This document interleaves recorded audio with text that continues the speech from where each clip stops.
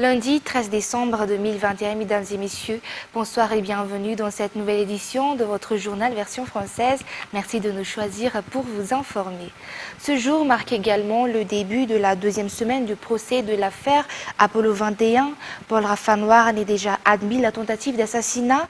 La plupart des accusés ont également admis les preuves de leurs accusations, ainsi que les noms de membres du gouvernement Apollo 21. L'audition des 20 accusés se poursuit à Annecy. Reportage. 10 des accusés sont déjà passés à la barre la semaine dernière. 4 noms ont été mentionnés à plusieurs reprises durant l'enquête. Principalement celui de Paul Rafanoir, le cerveau de cette affaire, celui de Philippe François, responsable de la mise en place des 50 commandos, l'ancien Premier ministre retraité Victor Hamadj, ce dernier qui était chargé de nommer les membres du gouvernement Apollo 21, et enfin, celui d'Ivor Ndiazanakul d'Issarirak, qui a grandement participé à cette affaire, Apollo 21. Pour sa part, Paul Rafanoir en a déjà admis devant les juges qu'une tentative d'assassinat à l'encontre du président de la République a effectivement été organisée. D'après un document que ce dernier a constitué, l'affaire comprenait 4 étapes.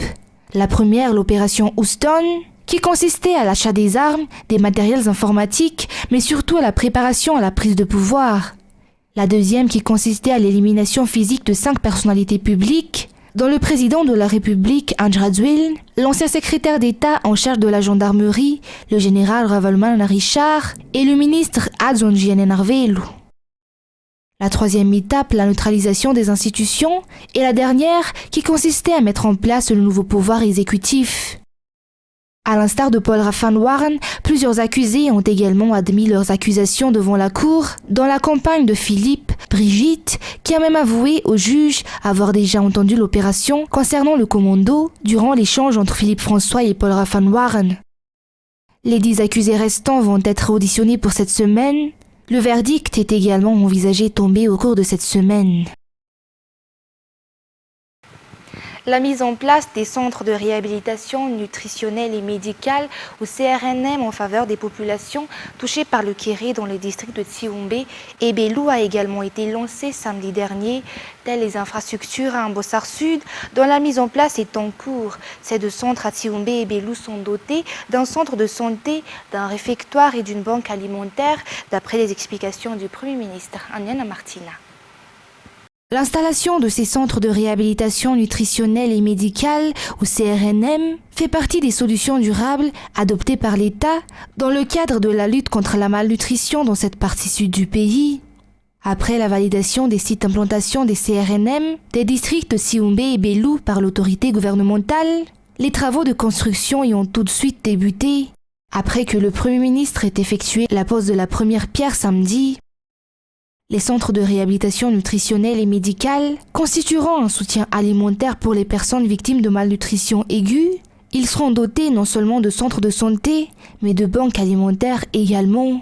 En outre, d'après les informations, ces 2 centres qui seront implantés dans les districts de Tsioumbé et Bélou seront constitués chacun de 22 salles.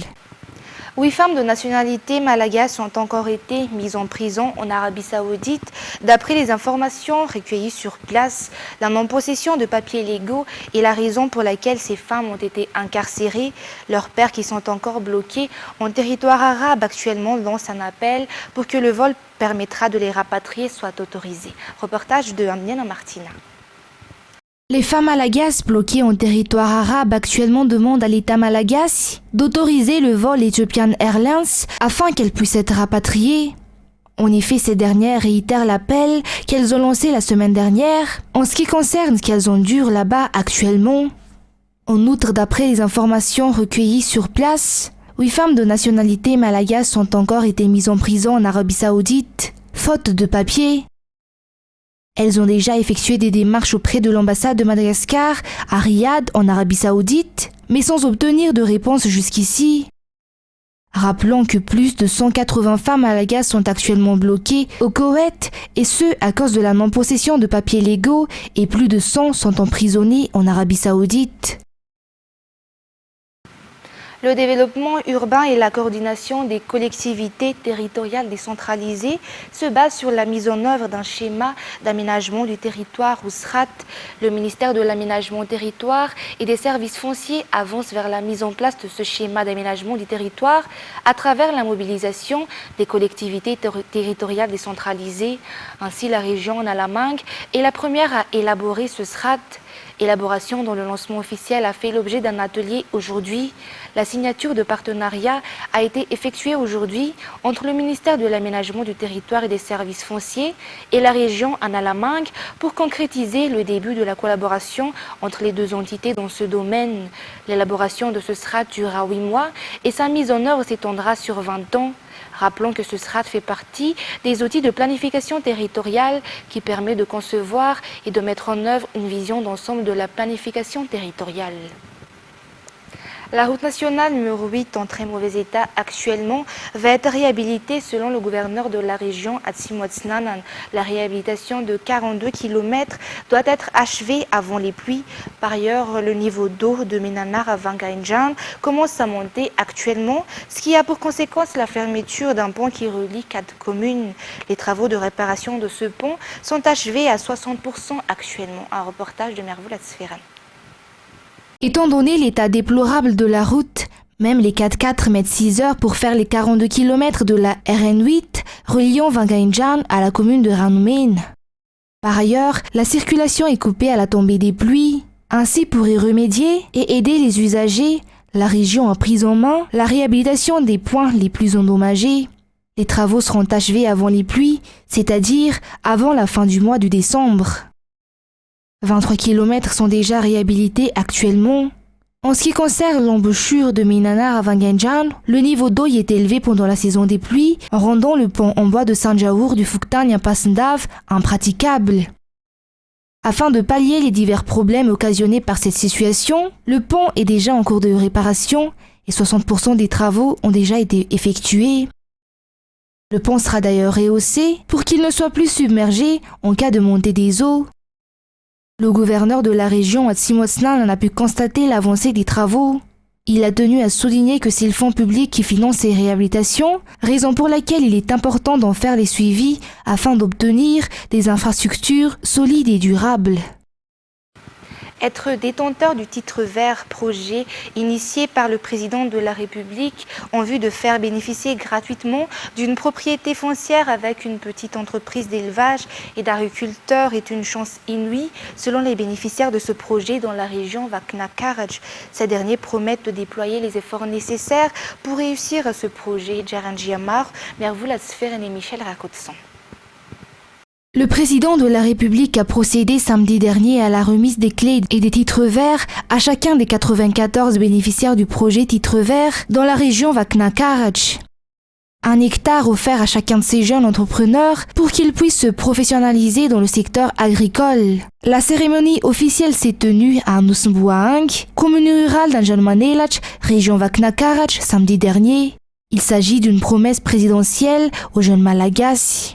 Ce projet sera étendu dans les 22 autres régions de Madagascar. Le but étant de réaliser le VELRA numéro 9 sur l'autosuffisance alimentaire et le VELRA numéro 6 sur l'emploi décent pour tous, surtout pour les jeunes. Ces bénéficiaires du projet titre vert vont se professionnaliser dans le secteur agricole.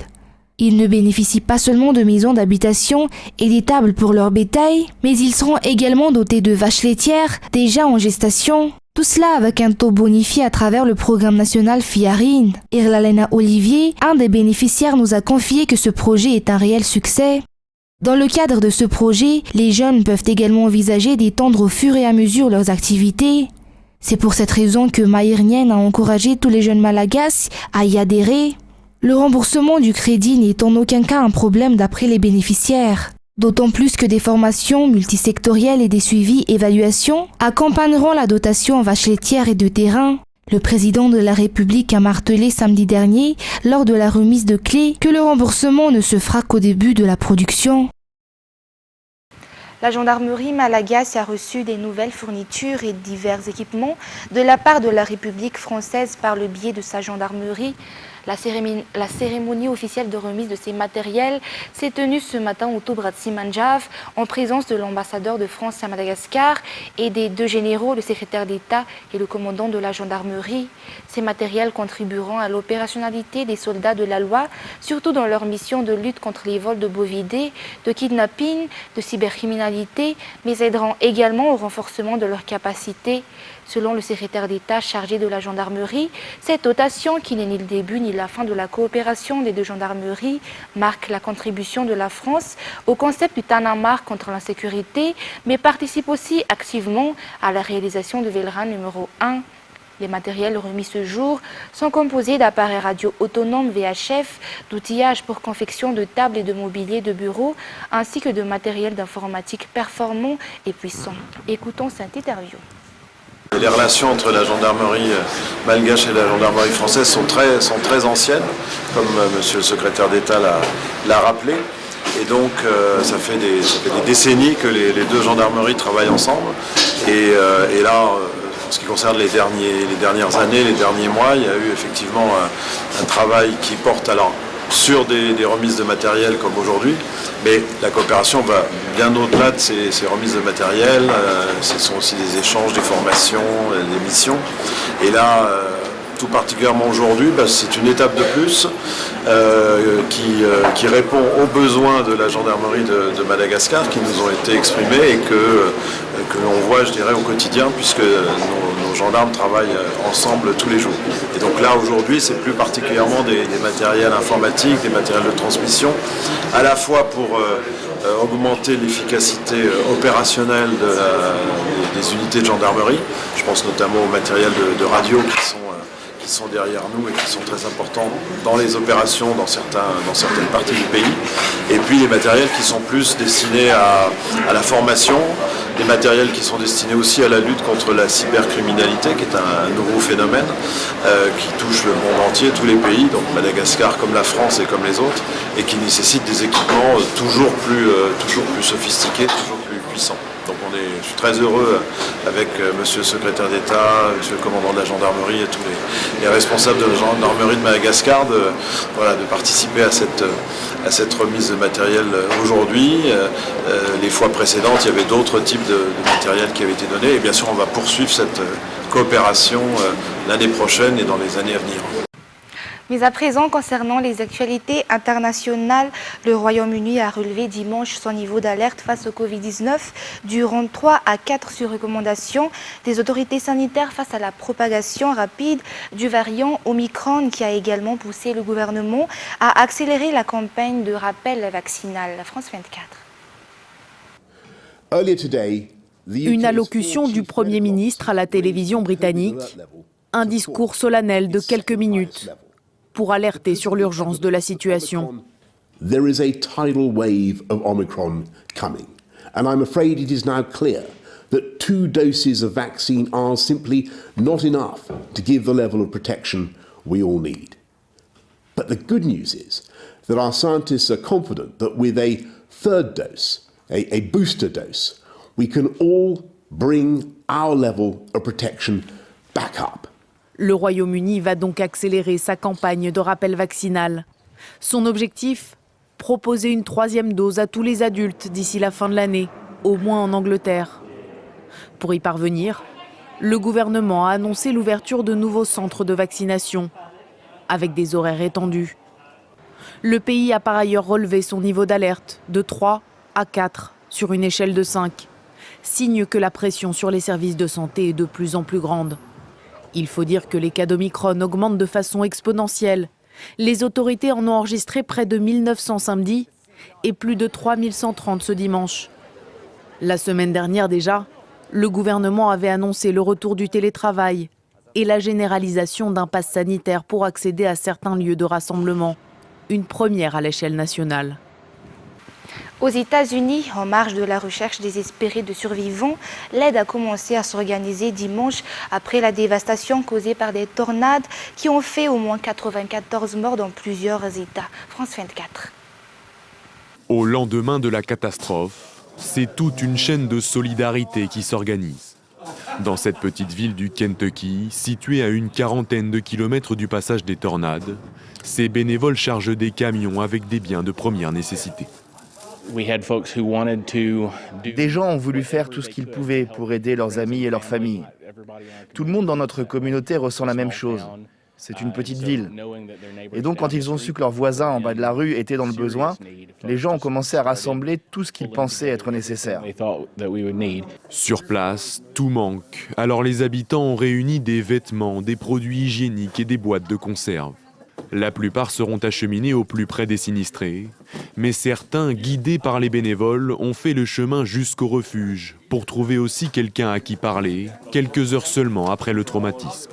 Nous sommes sortis et nous sommes allés dans notre abri. Nous avons fermé la trappe. Et au bout de 10 à 15 minutes, la tornade est arrivée. C'était comme si un train passait au-dessus de l'abri. Aujourd'hui, je suis sorti et j'ai mis une boîte à pizza sur ma boîte aux lettres où j'ai écrit « Aidez-nous ». Et des gens merveilleux de cette église se sont arrêtés et nous ont emmenés ici. Face à l'ampleur des dégâts, plusieurs autres centres d'hébergement ont été mis en place dans les nombreux lieux de culte de la région. Au lendemain du référendum d'autodétermination remporté en Nouvelle-Calédonie par les partisans de la France, les indépendantistes qui avaient appelé à ne pas y participer ont annoncé lundi qu'ils ne reconnaissaient ni la légitimité ni la validité du scrutin. Marqué par une abstention record après l'appel des indépendantistes à bouder le scrutin, ce troisième et dernier référendum prévu par les accords de Nouméa en 1998 a été remporté par les pro-France avec 96,5% des voix contre 3,5% au oui à l'indépendance. Reportage. La Nouvelle-Calédonie restera donc française. Les mots sont d'Emmanuel Macron et sont la traduction du résultat de ce troisième et dernier référendum. Pour ou contre l'indépendance de l'île. 96,49% des électeurs ont voté contre l'indépendance. Pour la nation entière, ce choix est une fierté et une reconnaissance. Ce soir, la France est plus belle, car la Nouvelle-Calédonie a décidé d'y rester. Mais dans le nord et l'est de l'île, les bureaux de vote sont restés vides. Ici, ce sont les régions où vivent les Kanaks, premiers habitants de la Nouvelle-Calédonie et ultra majoritairement indépendantistes. Leurs représentants avaient appelé au boycott du scrutin. Résultat, une participation très faible, d'à peine 43,9%.